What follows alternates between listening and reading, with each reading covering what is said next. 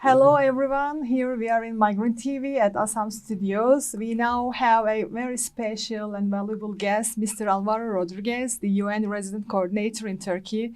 Welcome, Mr. Rodriguez. I hope you are doing fine and well. Thank you very much. It's such a pleasure to be here with the ASAM team and to be part of Migrant TV. Thank you so much. As our most of the watchers and followers closely follow up that ASAM is working very closely with the UN agencies in Turkey. We are partnering in various projects. So we would like to invite you to our Migrant TV and hear about your mission and your ongoing works and collaborations, not only with ASAM, but with the wider stakeholders. So maybe we can start with better understanding the UN mission in Turkey. What is the mission? What is the function of UN in Turkey? Could you please explain a little bit? Yes, absolutely. I guess generally we would say that we work in two of the 5 major areas of engagement of the United Nations. The first one is support on humanitarian activities of Turkey as a member state of the UN. And the second one, of course, is development activities. Humanitarian activities often focus on the needs of the Syrians and other refugees and migrants, while development activities focus mainly in of course, supporting state institutions, the citizens of Turkey. There are 3 other areas of work of the UN globally, dealing with human rights, dealing with political affairs. For example, these are some of the issues that are being discussed now with regards to Ukraine. And of course, we have the peacekeeping operations in other countries around the world. So we have a very good collaboration, of course, with the government of Turkey and with institutions on this development and humanitarian work, and that's the focus of the mission right now here. Thank you so much. So maybe you can a little bit elaborate more about the support of UN mission to the Turkish government through different means, actually. So you underlined the development and humanitarian focus. So maybe we can discuss a little bit about the projects that you're implementing with the Turkish counterparts. Yeah, maybe I can give an example of one major development activity and one major humanitarian activity. I think of particular interest to ASAM, of course, is our work on humanitarian support. And there we have what we call the 3RP, the Regional Refugee Resilience Plan, which in fact covers several countries in the region, but Turkey has its own country chapter.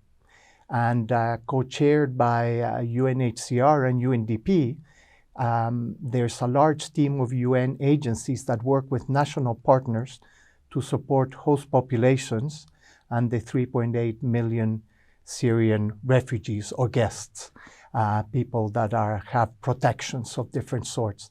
And our goal there is to ensure that they avail themselves of the services, for example, health and education, that Turkey has generously made available to them. And we also try and encourage them to learn new skills, new crafts, so that they can actually join the labor force at some point and actually make a contribution to Turkey's economy. So that would be an example of what we do on the humanitarian side.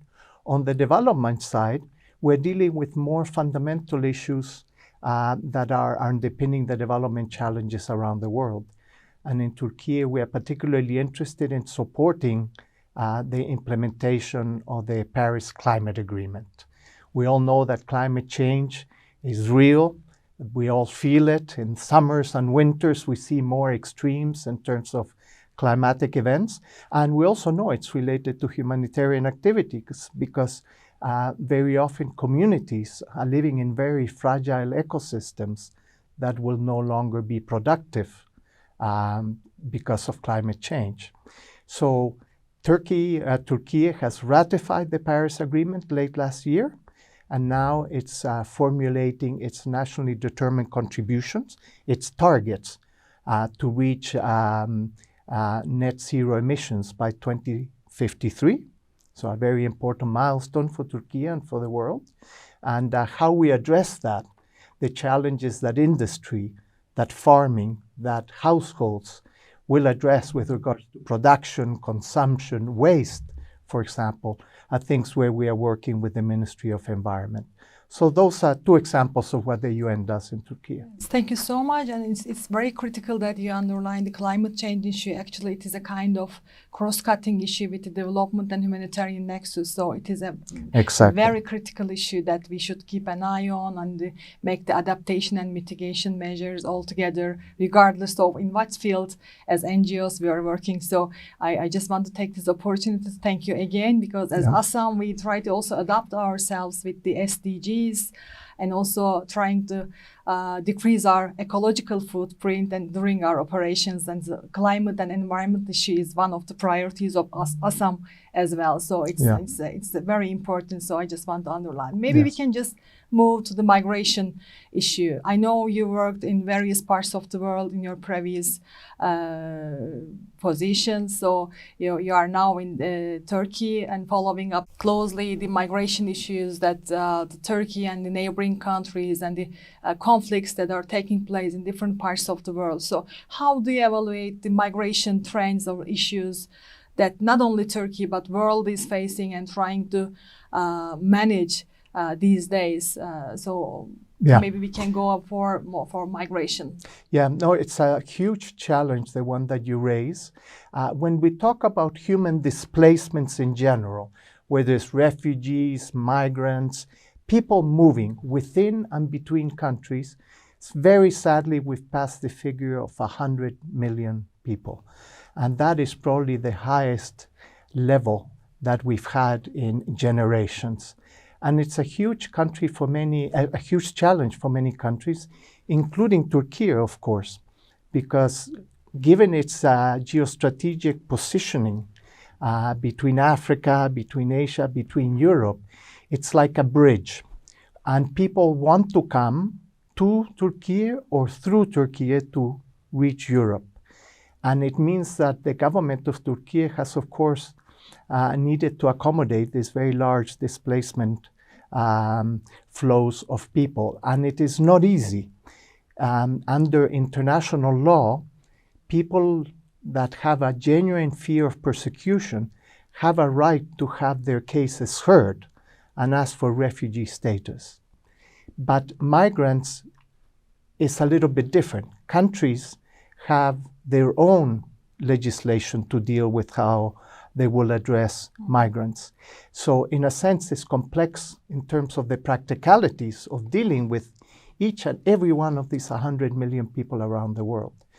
What I would think is going to happen in the 21st century, because of climate change, because of global inequalities, because of our challenges in addressing poverty, is that displacements within and between countries will continue. So I think many of the lessons learned here in Turkey, including with associations such as ASAM, become very important, because many countries will begin to see this happening much more aggressively than they've seen in the past. And those capacities to manage these displacements are very important. I relate the challenge, of course, and it's, I think, a big problem for the international community, akin to what happened with COVID-19, is that very often countries are left on their own to handle these challenges. And these things should be managed through international solidarity, so that countries that have the means provide that financial support or technical support to countries that do not have it. We need global solidarity to address migration, just like we've needed global solidarity to address the COVID-19 pandemic. Exactly, and actually the collective action towards peace building and the solidarity for meeting the urgent needs of basic needs of the forcibly displaced persons is quite critical. So the governments, the other stakeholders, non-governmental actors, private sector, the international community should act together. So as UN, you are also partnering a lot of different stakeholders, partners collaborating towards providing quality services for the people in need. So we are also partnering as ASAM with various UN agencies. So maybe we can go a little bit to the national context. For a while, we observe, unfortunately, an increasing trend against the refugees, like the increasing hate speech, discriminatory discourse, the xenophobia in social media and traditional media and around the community actually. So how do you see this situation? What are your observations for the having more social cohesion and peaceful coexistence of the refugees and foreigners in Turkey? Yes, no, it's a very good point, and I think it's in Turkey, but it's elsewhere in the world where we see the move towards more nationalistic policies or nationalistic discourse. When you don't have the policy, citizens still discuss happening, and I think it deals with insecurity. I think people, citizens of any particular country, worry that refugees or migrants will displace them, will take their jobs, will use tax money that maybe could be used for other things to support citizens. So I think at the root of this problem of xenophobia, of hate speech, is that insecurity. Sadly, it's an insecurity that is based on very incorrect knowledge, because the reality of many countries, and I'm now a citizen of Canada, refugees and migrants, in the end, make huge contributions to a country's economy and society. Maybe not immediately, but over time. But the general feeling that one has, and I feel it sometimes when I'm in Canada, is that citizens don't understand that. They believe that this is only a cost to their society, a cost to their economy, and that there are no positive benefits. So I think we need to educate the public much more aggressively in terms of what are the benefits of refugees and migrants, how they contribute to the labor force, to payments of taxes, to innovation, to skills. And many migrants and refugees bring skills that are often scarce in the countries to which they're going to. But generally, the public would seem not to be so aware of that. So we must avoid, of course, the politicization of migration and refugee issues. I know there's always a temptation sometimes with political parties and or individuals, and this can often become a precursor to hate speech. And in the UN, we have always been and will continue to be very concerned about hate speech. So we have specific campaigns to end hate speech globally. Thank you so much. It's very critical, the points you underline. So maybe we can continue with the last two questions. I just want to ask you the UN mission's plans for the Ukrainian refugees coming to Turkey. After the February 24, millions of people had to leave the country, and a significant number of Ukrainians are also coming to Turkey, particularly in Antalya, Istanbul, Muğla, Ankara, Izmir are the provinces now hosting remarkable Ukrainian newcomers. So we are also cooperating with our UN agency partners, but I just want to ask what is the plan for the Ukrainian refugees within the UN in terms of providing them more services or access to rights? Yes, well, we're very fortunate that we already have a very good relationship as UN with, and of course, the government of Turkey and institutions such as ASAM and many other NGOs in terms of how to deal with refugee and migrant inflows. And the situation of Ukraine, if I understand correctly, we've got roughly around 150,000 Ukrainians that have come, and not all of them, of course, are in need. But some of them certainly are, and we know that we've received a certain number of unaccompanied minors. But because of all the lessons learned and the good services provided to Syrians and other refugees and migrants, the capacities exist there. UNHCR is the lead agency that deals with the arrivals of these people, but of course, every UN agency has its expertise. So, for example, when you deal with unaccompanied minors, UNICEF would become a partner to that institution. Luckily, the inflows are not of the size that we see in other countries in Europe, such as Poland. So far, it hasn't really created an emergency for the UN system in terms of its work with them. But of course, we will continue to provide support based on their needs. Thank you so much. And for the last question, we are in Migrant TV studios at the moment. Migrant TV is an initiative of ASAM, and we are providing reliable information to the different refugee groups without having a language barrier. So Yes. As a last and closing question, I just want to ask your opinions and your suggestions to improve this infrastructure and this initiative of Migrant TV. How do you find this initiative? What kind of recommendations you can convey to us for future? Yes. Well, it's interesting. I mean, a few minutes ago, I was speaking about the need to reach the public with accurate facts, not misinformation, but accurate facts on the benefits, for example, of refugees and migrants. So I think programs such as these offer a great opportunity for citizens to really know and learn about the challenges that are encountered by these people, these men and women and boys and girls, to understand the contributions they can make, to reflect on government policies and participate in that debate.